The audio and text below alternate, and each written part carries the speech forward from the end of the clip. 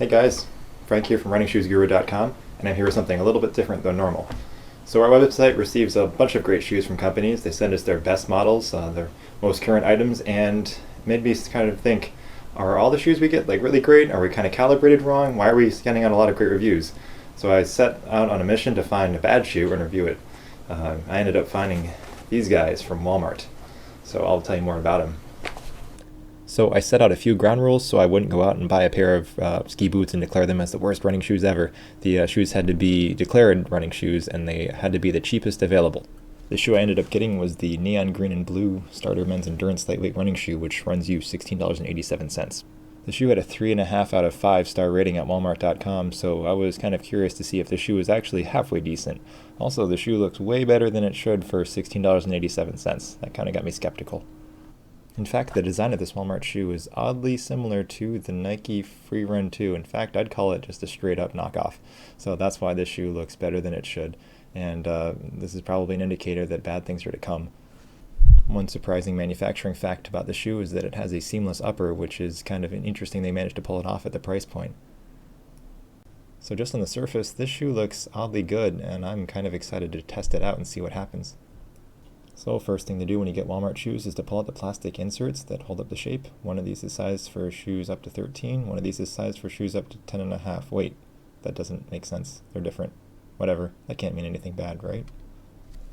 The sole of the shoe is just foam, and it's pretty bad foam. It has some sort of coating on it that rubs off, and if you pick at it, it keeps just falling off. It's not good at all. I mean, look at this. This is awful. Even the stitching inside the shoe is messed up. It's just irregular and doesn't look right. To show you guys what it should look like, here's a pair of Saucony shoes, and notice how it's even all across the bottom. That's what it should look like. Okay, so it's time to take these shoes out for a run and see how they perform in the real world. So I'm just going to take off the tags here and put them on. These starter shoes from Walmart feel pretty light, and I would classify them as a lightweight running shoe. The thing is, they probably don't weigh the same in each shoe. In fact, one reviewer online said that they measured the weights of each shoe and they were different. So that's kind of concerning.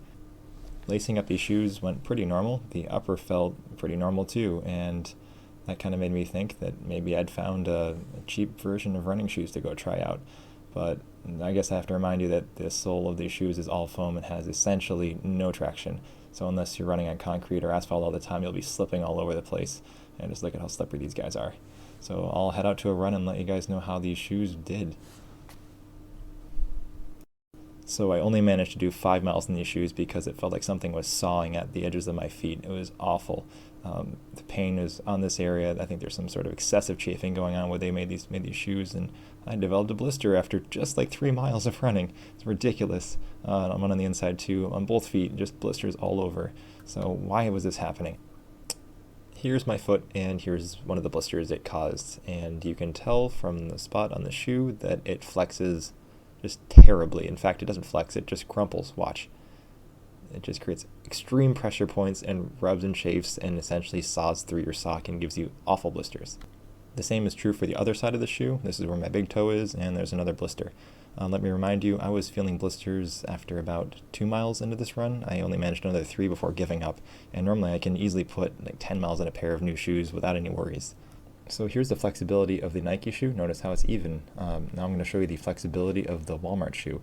It flexes, but only at just a couple points, which is just awful for your foot on the inside, just pressure points. So this kind of even flexibility is something you should see in any shoe you get. And here's a bunch of shoes I have, and the flexibility is just even all across the bottom of the shoe. And I even found a pair of Nike Frees. They have over 1,000 miles in them, and I'd still prefer them to the Walmart shoes, even though they're that worn out. And here's some more flexing, and hey, even my regular shoes I walk around in seem to be better than the Walmart shoes. I'd rather run in these guys. Normally when we review a shoe, we try to put them up to 50 miles, but I don't think these shoes would make it, and I definitely know my feet weren't going to make it. This is what the shoes look like after about 10 miles, and I had to call it quits after 15 just because I was worried about my feet. One last thing, these shoes had a misplaced arch support or something. They just felt lumpy in odd sections. Just not right. So, in conclusion, I don't recommend these shoes at all. In fact, you're better off finding an old pair of shoes that you have that just work barely enough. So don't go out and buy these shoes. Thanks for watching.